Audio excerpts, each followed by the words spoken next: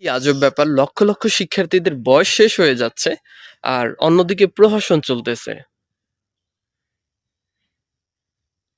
এনটিআরসির circular প্রকাশিত হবে সেই ফেব্রুয়ারি-মার্চ। মার্চ মাস থেকে শুনে আসছি এনটিআরসির সার্কুলার প্রকাশিত হবে।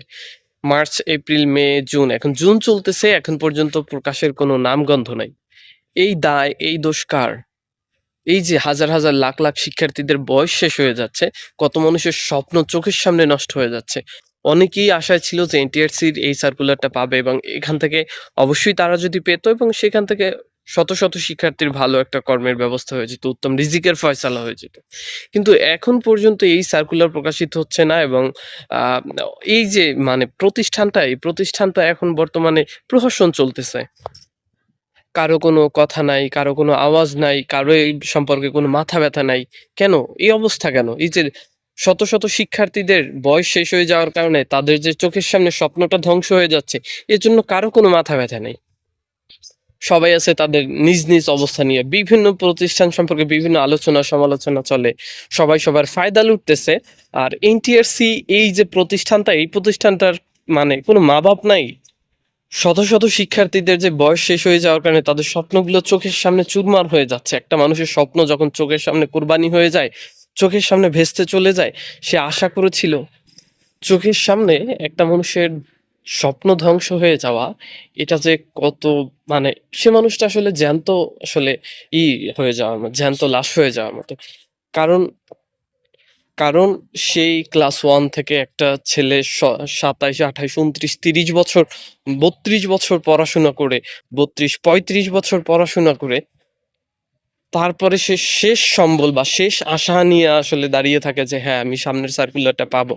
সামনের সার্কুলারটা পেয়ে এত বছর না যা গুছিয়ে এত বছরের পড়াশোনা গুছিয়ে সামনের সার্কুলারের জন্য সে যখন অপেক্ষা করে, আর সেই সার্কুলার যখন চোখের সামনে প্রাতিষ্ঠানিক ইস্যুর কারণে ডিলে হয়, প্রাতিষ্ঠানিক ঝামেলার কারণে বা রাজনৈতিক ঝামেলার কারণে, রাষ্ট্রীয় কারণে সে যথাসময়ে যখন সে সার্কুলারটা প্রকাশিত না হয়, যখন সেটা ডিলে হয়, তখন এই দোষ আপনি কাকে দিবেন? এই যে শত, শত শিক্ষার্থীদের, এই যে লাখ, লাখ শিক্ষার্থীদের আসলে যাদের বয়স অলরেডি শেষ হয়ে গিয়েছে, যাদের কারো জানুয়ারিতে, কারো ফেব্রুয়ারিতে, বয়স তো আর কারো থেমে নেই। কারো মার্চে, কারো এপ্রিলে, এট লিস্ট যাদের কুরবানি পর্যন্ত বয়স ছিল, যারা আশা করছিল যে হ্যাঁ, জুন পর্যন্ত যাদের বয়স ছিল যে হ্যাঁ, আমরা এইটা পাবো। তারা তো তাদের আপনি জানেন যেই লোকটার জুনে বয়স শেষ হয়ে যাবে বা এপ্রিলে মেতে বয়স শেষ হয়ে গিয়েছে, সেই লোকটা কি পরিমাণ কষ্ট করেছে, সেই লোকটা কি পরিমাণ কষ্ট করে পড়াশোনাটা গুছিয়ে নিয়েছে যে লাস্ট, এটা আমার লাইফের লাস্ট, আমি এটাই এনটিআরসি, কারণ এনটিআরসি তো ৩৫ বছর পর্যন্ত বয়স থাকে।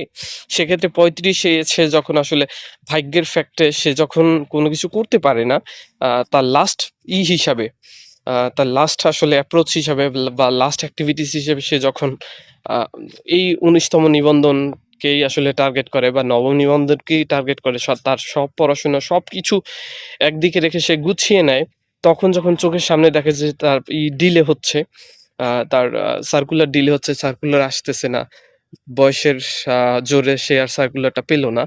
এই মানুষের কষ্ট, এই মানুষের অভিশাপ কত ভয়ংকর হতে পারে সেটা আসলে যে সাফার না করবে সে আসলে বুঝবে না।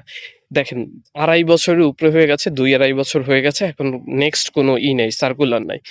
এবং সার্কুলার সব গুছিয়ে রেডি হয়েছিল। চেয়ারম্যান স্যারকে পরিবর্তন করা হয়েছে। নতুন একজন চেয়ারম্যান স্যার দিয়েছেন।